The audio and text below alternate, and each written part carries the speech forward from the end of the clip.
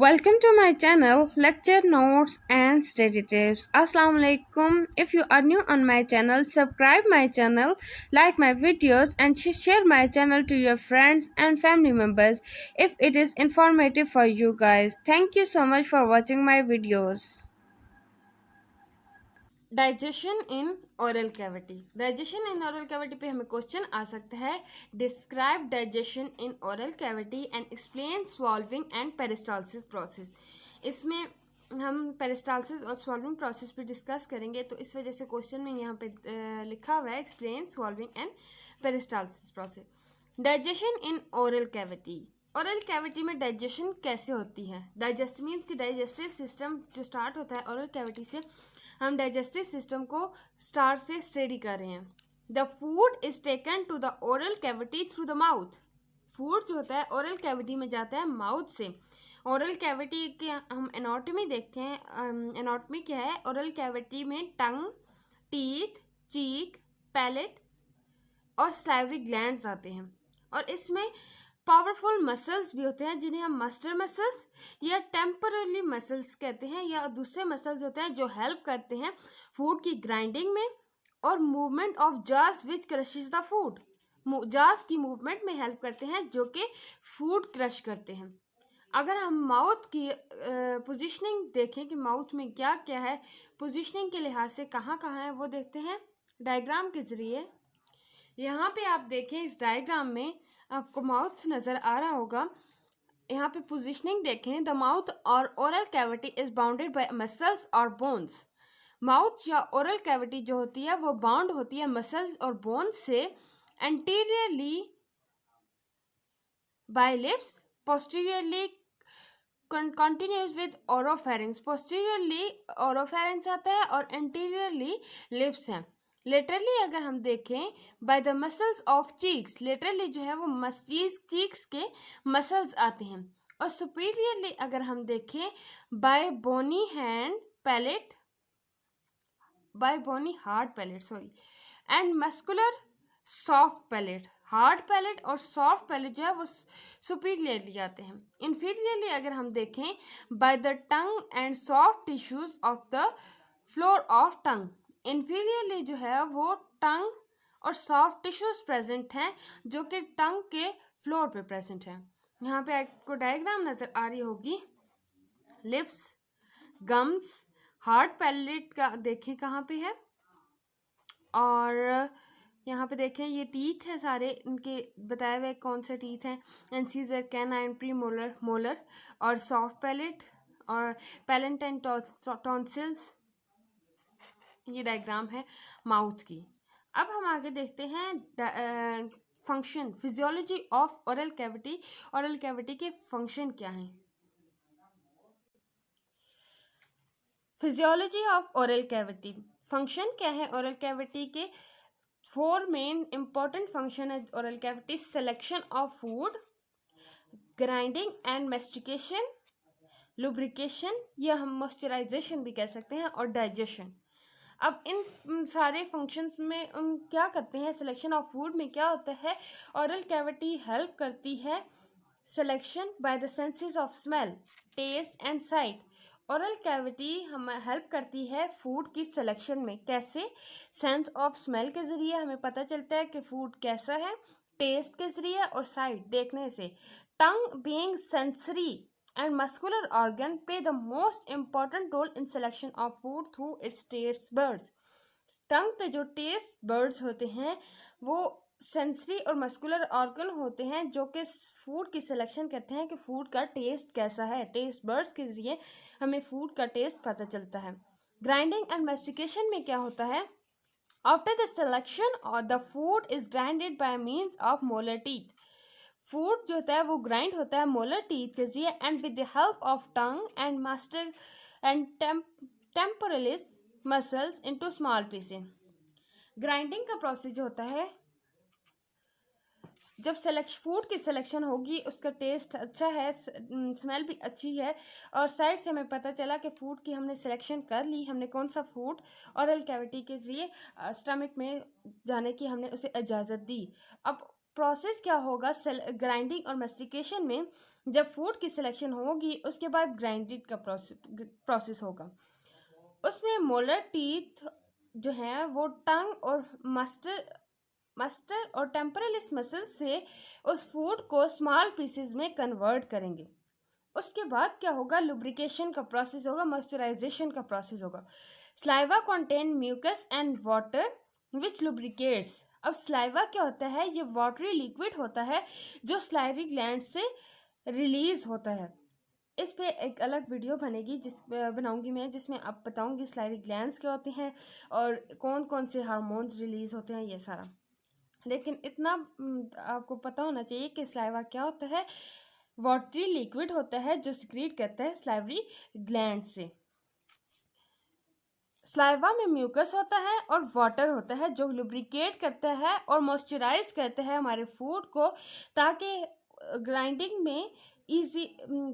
जो करते हैं टीथ इजी हो सके ग्राइंड करने में, और डाइजेशन और स्वॉल्विंग का प्रोसेस इजी हो सके। फूड को मॉइस्चराइज और लुब्रिकेट कौन करता है, स्लाइवा, जिसमें म्यूकस और वाटर प्रेजेंट होता है। डाइजेशन का जो प्रोसेस होता है उसमें मैकेनिकल और केमिकल डाइजेशन दोनों होते हैं। मैंने पिछली वीडियो में आपको बताया था मैकेनिकल और केमिकल डाइजेशन क्या होता है। Occur in oral cavity with the help of teeth and salivary enzymes. Digestion का प्रोसेस जो होता है वो मैकेनिकल और केमिकल डाइजेशन का प्रोसेस ओरल कैविटी में होता है टीथ और स्लाइवरी एंजाइम्स के जरिए। अभी तक हमने पढ़ा ओरल कैविटी। ओरल कैविटी में कौन कौन से पार्ट्स होते हैं वो डिस्कस किए, और पोजिशनली हमने देखा कि एंटीरियरली कहाँ पे क्या प्रेजेंट है, पोस्टीरियरली कहाँ क्या प्रेजेंट है ओरल कैविटी में, लेटरली क्या प्रेजेंट है, सुपीरियरली और इंफीरियरली क्या प्रेजेंट है।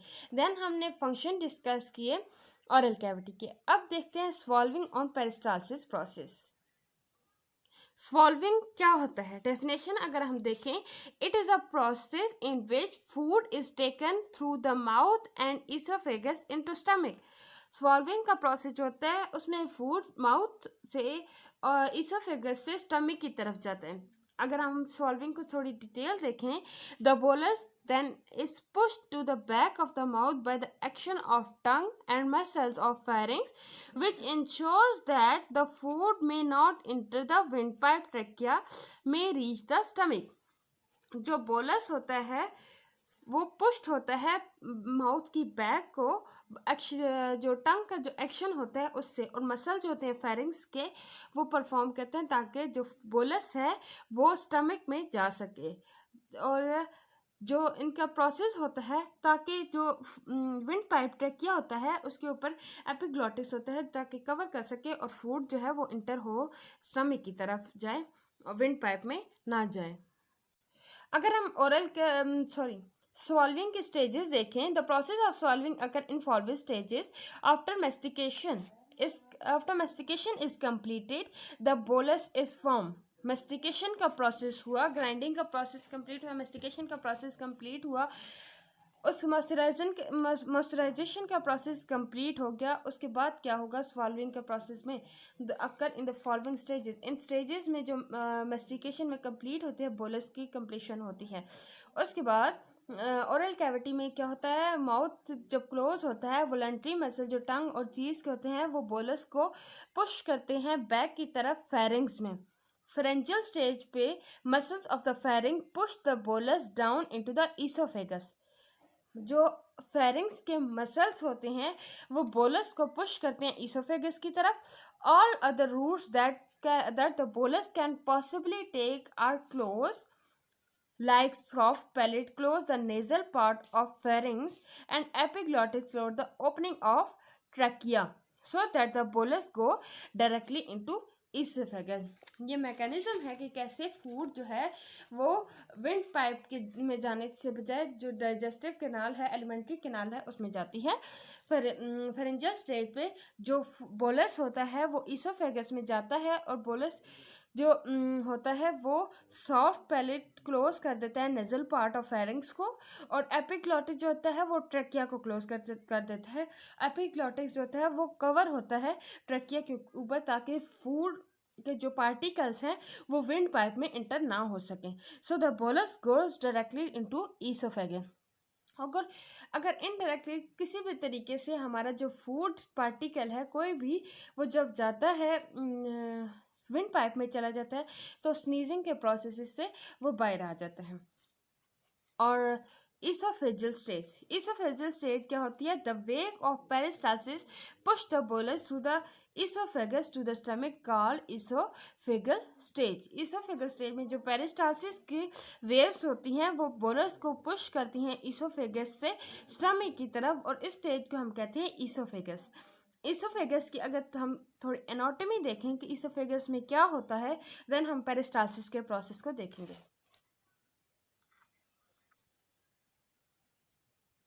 ईसोफेगस के अगर हम लेंथ देखें या डायमीटर देखें, ईसोफेगस 25 सेंटीमीटर लॉन्ग होता है और 2 सेंटीमीटर डायमीटर में होता है, और ये बिल्कुल मीडियन प्लेन पे लाई करता है थॉरिक्स कैविटी के, in front of vertebral column behind the trachea and heart और ट्रकिया के पीछे प्रेजेंट होता है, वर्टिब्रल कॉलम के फ्रंट पे थॉरिक्स कैविटी में मीडियन प्लेन पे लाई करता है।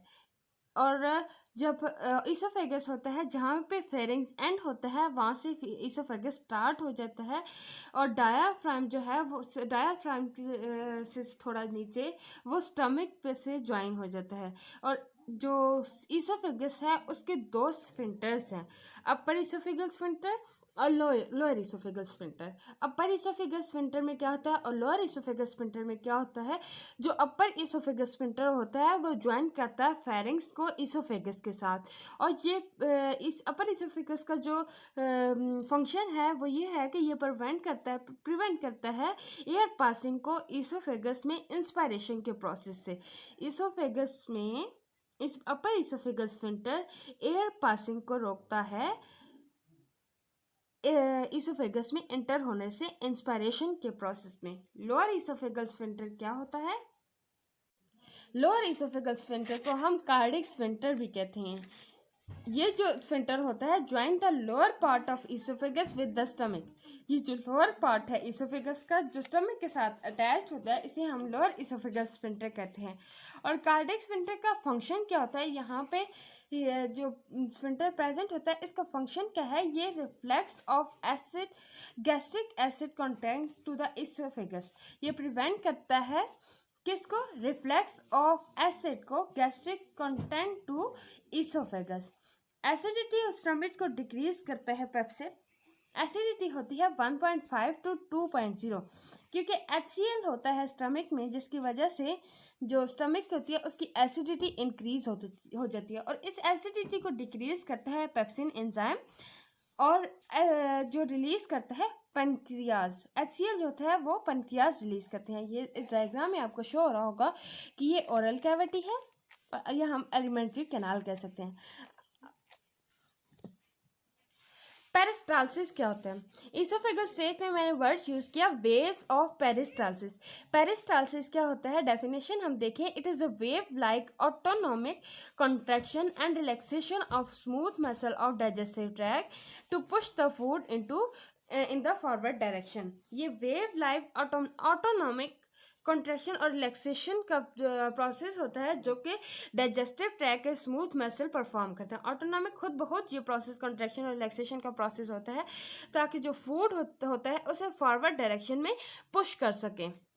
एक्सप्लेनेशन अगर हम देखें पेरिस्टालसिस की, कि फूड जब मूव करता है होल एलिमेंट्री कैनाल के जरिए, वो पेरिस्टालसिस के प्रोसेस से मूव करता है। पेरिस्टालसिस का जो प्रोसेस होता है वो होल एलिमेंट्री कैनाल में होता है। स्टार्ट होता है जब फूड का मैस ऑफ फूड जो होता है वो बुकल कैविटी से इसोफेगस में जाता है, वहाँ से स्टमक में जाता है, और ये जो पेरिस्टालसिस का प्रोसेस होता है वो पूरी एलिमेंट्री कैनाल में जारी रहता है। इंपॉर्टेंस हम देखें पेरिस्टालसिस की, peristalsis is assisted by a gravity. However peristalsis contraction is forceful enough to allow a person to swallow the food enough while doing a handstand. Peristalsis का जो प्रोसेस होता है वो ग्रेविटी से असिस्ट होता है। मतलब पेरिस्टालसिस की जो कॉन्ट्रैक्शन होती है वो जो फूड होता है जो बंदा स्वॉलो करता है उसकी जो फोर्सफुल कॉन्ट्रैक्शन होता है वो इनफ होती है कि फूड को वो पास कर सके। पेरिस्टालसिस के प्रोसेस के जरिए फूड ट्रेवल करता है माउथ से स्टमक में about 4 to 8 second. It is a very interesting information that कि due to peristalsis food travel from mouth to stomach in about 4 to 8 second. इस वीडियो में मैंने आपके साथ डिस्कस किया ओरल कैविटी. ओरल कैविटी में क्या होता है और उसके फंक्शन देखे हमने. उसके बाद देखा स्वॉल्विंग का प्रोसेस, स्वॉल्विंग की स्टेजेस देखे और ईसोफेगस की एनाटॉमी देखी हमने. और ईसोफेगस में प्रोसेस कौन सा होता है, पेरिस्टालसिस के प्रोसेस को डिस्कस किया. उम्मीद है आपको समझ आ गई होगी. अगर समझ नहीं आई कुछ भी तो कमेंट बॉक्स में पूछ लीजिएगा. Thank you so much for watching my video. दुआ में याद रखिएगा. अल्लाह हाफिज़.